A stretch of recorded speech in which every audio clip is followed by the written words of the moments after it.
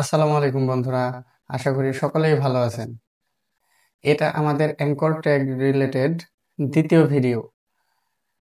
আর এই ভিডিওতে আমরা দেখব ইন্টারনাল পেজ লিঙ্ক কিভাবে ইউজ করতে হয় এবং মেইল টু পেজ লিঙ্ক কিভাবে ইউজ করতে হয়। চলুন প্র্যাকটিক্যাল শুরু করি। এখানে দেখেন আমি কোড এডিটরে আমার ফাইলটা ওপেন করে রেখেছি, index.html ফাইলটি, এবং ব্রাউজার এটিকে আমি রান করে রেখেছি। তো প্রথমে আমি এখানে টাইটেলটা দিয়ে নেই।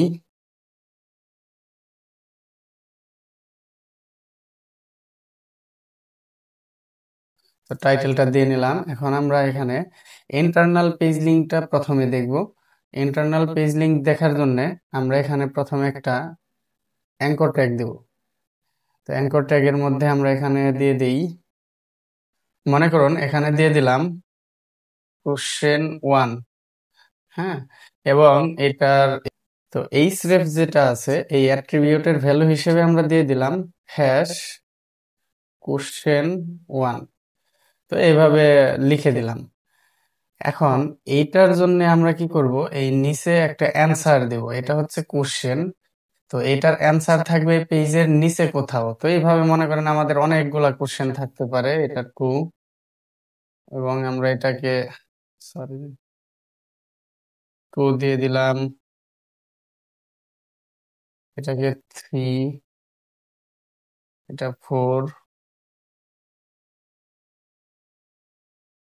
এরপর এটা 5।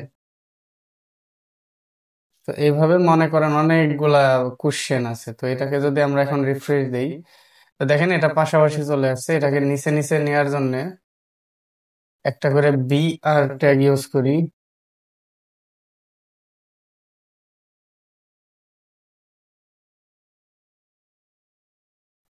বিআর ট্যাগ ইউজ করলে এটা লাইনটা নিচে নিচে চলে আসবে এবং দেখতে অনেক সুন্দর লাগবে। এর জন্য একটা করে বিআর ট্যাগ দিয়ে দিলাম। এখন দেখেন প্রত্যেকটা নিচে নিচে আসতেছে। তো একটু জুম ইন করে দিই। এখন এই যে কোশ্চেন গুলা, এগুলার অ্যান্সার আমরা এখানে দেখতে পারতেছি না, তাই না? তো মনে করেন এখানে আর অনেকগুলা কোশ্চেন আছে। এখন কি করবো, আমরা এই কোশ্চেনে যদি ক্লিক করি, এই 1 নাম্বার কোশ্চেনের যে অ্যান্সারটা এটা থাকবে এই কোশ্চেনের পরে প্রথমে। তো এখন এটা আমাদের স্ক্রল করে খুঁজে বের করতে অনেক সময় লাগবে। এটাকে আমরা এখন ইন্টারনাল পেজ লিংক করব, যেন এটা ক্লিক করলে, এখানে ক্লিক করলে ওই ইউজারটা যেন সেই অ্যান্সারটাতেই চলে যায়। তো এখন এটাকে আমরা এখানে লিখে দেই, একটা h1 দিই প্রথমে, এবং এখানে লিখে দেই অ্যান্সার 1।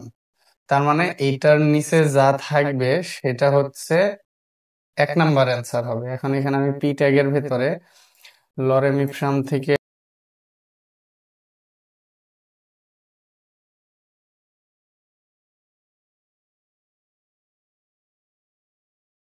এখান থেকে টেক্সট এনে এখানে পেস্ট করে দিলাম। তো এটার অ্যান্সার মনে করেন অনেক বড়। তো এটা হচ্ছে অ্যান্সার 1। তো এখন যদি আমি আউটপুটটা দেখি, তো দেখেন অ্যান্সার 1। তার মানে এটাই ক্লিক করলে আমরা এই অ্যান্সার 1-এ চলে আসব। এরপর 2 দিয়ে নিই, আমি এটাকেই কপি পেস্ট করি বারবার, 3, 4, 5।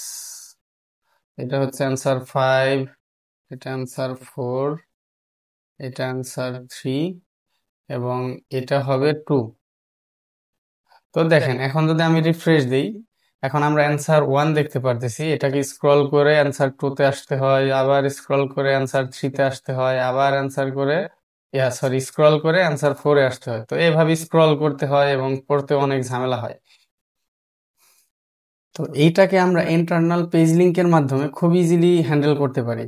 তো সেটার জন্য দেখেন আমরা কি করছি, এখানে দেখেন কোশ্চেন 1-এ ক্লিক করলে কোশ্চেন 1টাকে টার্গেট করবে। তো এখন যদি আমরা এটাকে ক্লিক করি, দেখেন কোনো কিছুই কিন্তু হচ্ছে না। তো এটা করার জন্য আমরা কি করব, এই কোশ্চেন 1 এটাকে কপি করলাম।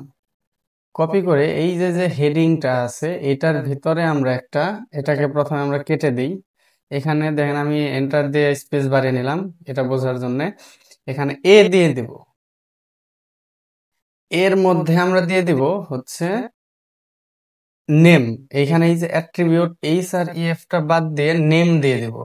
নেম অ্যাট্রিবিউটের ভেতরে আমরা এই হ্যাশট্যাগটা বাদ দিয়ে শুধু question1 দিয়ে দিলাম এবং এখানে লিখে দেব অ্যান্সার answer1। তো এখন দেখেন আমাদের সবকিছু কিন্তু সেমই আছে, কিন্তু আমি যদি এখন এই question1-এ ক্লিক করি, দেখেন স্ক্রল করে কিন্তু answer1-এ চলে আসছে এবং ওইটা উপর দিকে স্ক্রল হয়ে গেছে। আবার যদি এটাতে দিই, দেখেন এখানে চলে আসছে।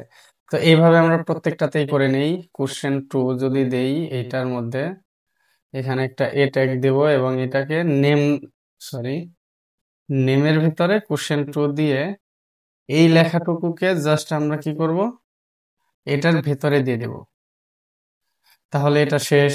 এবং এটাকে যদি আমি এ ট্যাগের ভেতরে দিয়ে দিই, নেম হচ্ছে এটা কি ছিল, question3। তো এখানে question3 দিয়ে দিলাম, তারপর হবে question4। এটাকে যদি আমি রিমুভ করে এর মধ্যে, সরি,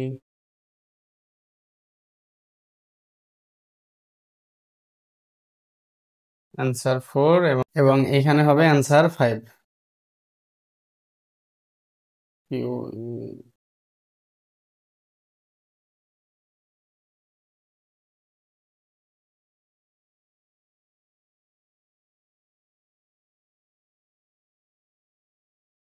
এটা হবে নেম। তো দেখেন আমরা প্রত্যেকটার মধ্যে এই নেমটাকে সাজিয়ে দিলাম এবং এটা কি করছি, আমরা একটা আইডির মতো ধরছি, মানে একটা টার্গেট ধরছি। এটা মানে টার্গেট, তার মানে এটাতে ক্লিক করলে এই অ্যাঙ্কর ট্যাগটা কি করবে, এইটাকে টার্গেট করবে। এই যে যে আমরা নেম1 দিছি, এবং এটা কিন্তু ইউনিক হতে হবে। এই এই জিনিসটা একাধিক হতে পারবে না, একাধিক হলে এটা কাজ করবে না। এটা ইউনিক করলে এটা কাজ করবে ইজিলি। আবার দেখা গেছে question2 এটা টার্গেট করতেছে answer2 কে, এটাকে। আবার এই যে যে question3 আছে এটা টার্গেট করতেছে এটাকে। তো এখন যদি আমি আউটপুটটা দেখি, দেখেন এখন কি হয়, যদি পেজটাকে দেখেন, এখন আমাদের কি এখানে answer1 আছে। তো আমি question1 থেকে ক্লিক করলাম, এটা answer1-এ চলে গেছে। আবার যদি 2-তে ক্লিক করি, দেখবেন এই পুরোটা হাইড হয়ে যাবে, হাইড হয়ে এই answer2 এটাই উপরে চলে আসবে। তো দেখেন ক্লিক করছি, এখানে চলে আসছে। আবার স্ক্রল করে উপরে গিয়ে যদি 3-তে ক্লিক করি, দেখেন 3-তে চলে আসছে। এবং এই সাইডে দেখেন এটা স্ক্রল করে কিন্তু নিচে আসতেছে, এই যে স্ক্রল বার। তো এখন যদি আমি question5-এ ক্লিক করি, দেখেন answer5, যেহেতু নিচে স্ক্রল করার মতো আর কিছু নাই, এর জন্য এই পর্যন্ত এসে আটকে গেছে। তা আমি যদি এটাকে 4-এ ক্লিক করি, তাহলে দেখেন 4টা উপরে চলে আসছে। এখন দেখেন আবার স্ক্রল করে আমাদেরকে উপরে যেতে হয়, মানে আমি 5-এ ক্লিক করলাম, এখন উপরে যাওয়ার জন্য আবার স্ক্রল করতে হয়। তো এইটাকেও আমরা হ্যান্ডেল করতে পারি। সাপোজ মনে করেন যখনই আমাদের answer5 এটা পড়া শেষ, তখন যদি কোনো ইউজার চায় উপরে চলে যাবে, তাহলে এখানে একটা গো টু টপ নামের একটা বাটন দিয়ে দিই, সরি, গো টু টপ নামের একটা লিঙ্ক করে দেব, যেটা ক্লিক করলে ইউজার অটোমেটিক্যালি এই উপরে আবার চলে আসবে। তো এটা করার জন্য আমরা কি করব, প্রত্যেকটা অ্যান্সারের শেষে দেখেন এখানে আমার একটা অ্যান্সার শেষ, তো এইখানে আমরা আরো একটা অ্যাঙ্কর ট্যাগ দিয়ে দিলাম এবং এটার টার্গেট করে দেব আমরা হচ্ছে টপ নামের একটা ভ্যালু ভ্যালুকে। তো এখানে আমরা দিয়ে দেই গো টু টপ এবং এই জিনিসটা আমরা প্রত্যেকটার নিচে নিচেই পেস্ট করে দেব। দেখেন এখানে দিয়ে দেই, এখানে দিয়ে দিলাম, এখানে দিয়ে দিলাম এবং লাস্টে এখানে দিয়ে দিলাম। পুরোটাকে আমি একটু ফরম্যাট করে নেই, দেখেন ফরম্যাট হয়ে গেছে। আমরা প্রত্যেকটার মধ্যে এটা দিয়ে নিছি, দেখেন এখানে দিয়ে দিছি এবং এটার নিচেও দিয়ে দিছি। এখন এই জিনিসটা তো এখন টার্গেট করার মতো কিছু লাগে। তো দেখেন আমরা যদি শুধু এটুকুকে দিয়ে দেই, তাহলে কি হবে, এই টপ নামের একটা অ্যাঙ্কর ট্যাগ আমাদেরকে এখানে নিতে হবে, যেটা হবে ব্ল্যাঙ্ক একটা অ্যাঙ্কর ট্যাগ। এখানে আমরা নেম দিয়ে দেই, নেমের ভিতরে টপ নামের সেই ভ্যালুটাকে দিয়ে দিলাম টার্গেট, এবং এখানে আমরা কিছু না দিলেও সমস্যা নাই, এটা জাস্ট টার্গেটের জন্য দিয়ে দিলাম। তো এখন যদি এখানে রিফ্রেশ দেই, দেখেন আমি question5 মানে এটা আমার মনে করুন পড়া শেষ। তো এখন আমার স্ক্রল করে উপরে যেতে হবে। তো এটা না করে আমরা কি করতে পারি, এই যে নিচে দেখতে পারতেছেন এই যে গো টু টপ, এটাতে যদি ক্লিক করি, দেখেন উপরে চলে আসছি। আবার যদি 4-এ যাই, 4 মনে করেন আমার পড়া শেষ, আমি আবার গো টু টপে চলে আসলাম, ক্লিক করলাম, টপে নিয়ে আসছে, দেখছেন? তো এটা হলো ইন্টারনাল পেজ লিঙ্ক। তো এখন আমরা দেখব মেইল টু অ্যাঙ্কর ট্যাগ কিভাবে আমরা লিখতে পারি। তো প্রথমে আমি এই কোডটুকুকে রিমুভ করে দিই। তো দেখেন আমাদের এটা এখন একদম ব্ল্যাঙ্ক আছে, রিফ্রেশ করলেই। তো মেইল টু লিংকের জন্য আমরা কি করব, প্রথমে একটা অ্যাঙ্কর ট্যাগ নিয়ে নিব এবং এখানে দিয়ে দিলাম suppose contact with admin, suppose এই নামের একটা টেক্সট দিয়ে দিলাম। তো দেখেন এখানে কন্টাক্ট উইথ অ্যাডমিন লেখাটা চলে আসছে। তো এখন আমরা এমন করতে চাচ্ছি, এই টেক্সটে যখন কোনো ইউজার ক্লিক করবে, সেই ইউজার যেন তার মেইলের ইনবক্সে চলে যায় এবং সেখানে আমাদের নিজস্ব কিছু টেক্সট নিয়ে চলে যেতে পারে, সাবজেক্ট নিয়ে চলে যেতে পারে, তারপর সে চাইলে এই অ্যাডমিনের ইমেইলে মেইল করতে পারবে। তো এটা করার জন্য আমরা আবার কোডে আসব। এইখানে আমরা প্রথমে লিখে দেব মেইল টু, এই নামের একটা ভ্যালু দিয়ে এখানে ক্লোন দেব। তারপর আমি কোন মেইলে পাঠাতে চাচ্ছি, মানে টু হবে যেটা। তো সাপোজ এখানে আমি আমার মেইলটাই দিয়ে দিচ্ছি। এখন কি হবে, কি কোনো ইউজার যদি এই লেখাতে ক্লিক করে, সে জিমেইলে তার ইনবক্স ওপেন হয়ে যাবে, কিন্তু এইটা হবে তার টু, মানে সে কোনো কিছু চাইলে এইটার মধ্যে পাঠাতে পারবে।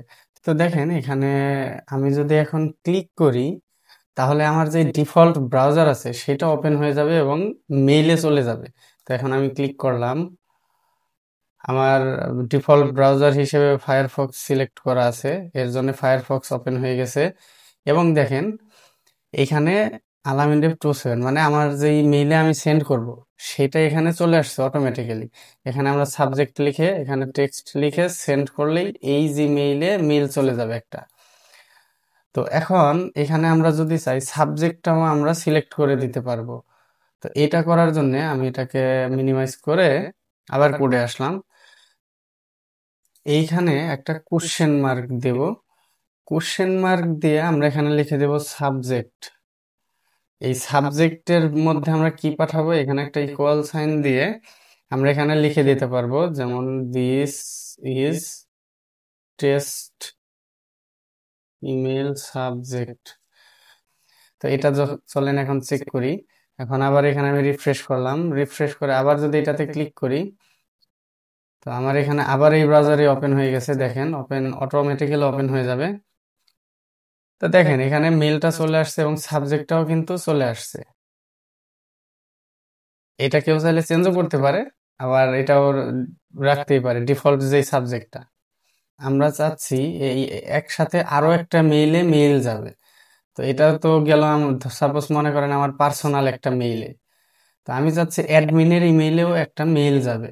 সেই ক্ষেত্রে আমরা সিসি মেইল ইউজ করতে পারি। সেটার জন্য আমরা কি করব, এই কোশ্চেন মার্কের পরে আমরা লিখে দেব সিসি, এরপরে সমান সমান দিয়ে এখানে আমরা অ্যাডমিনের ইমেলটা দিয়ে দেবো, admin@gmail.com।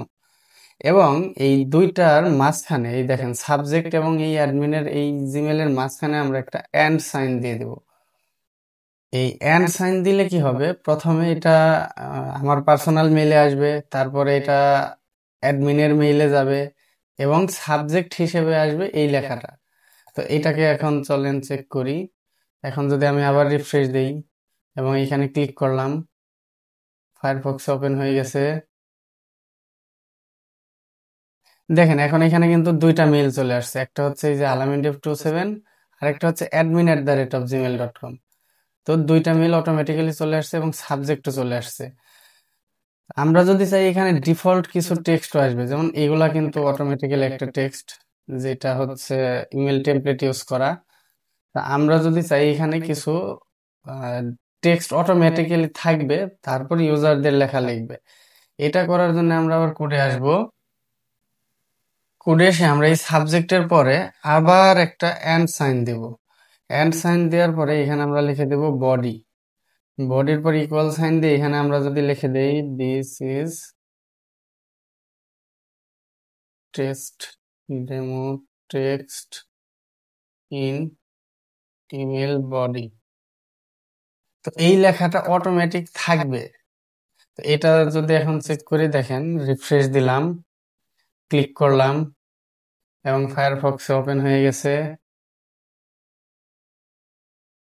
তো দেখেন প্রথমে দুইটা জিমেইলে ওপেন হয়ে গেছে, মানে এই দুইটা হচ্ছে টু, একটা হচ্ছে সিসি মেইল আর একটা হচ্ছে টু মেইল। এরপর এখানে একটা সাবজেক্ট চলে আসছে যেটা আমরা ফিক্সড করে দিছি আমাদের কোড থেকে, এবং এখানে একটা বডি চলে আসছে। এখন এখানে চাইলে ইউজাররা আরো টেক্সট লিখতে পারে তাদের ইচ্ছা। এরপর সেন্ড করলে এটা প্রথমে আমার পার্সোনালে চলে আসবে, তারপরে এটা অ্যাডমিনের কাছে চলে যাবে। তো এইভাবে হচ্ছে মেইল টু লিংক কাজ করে।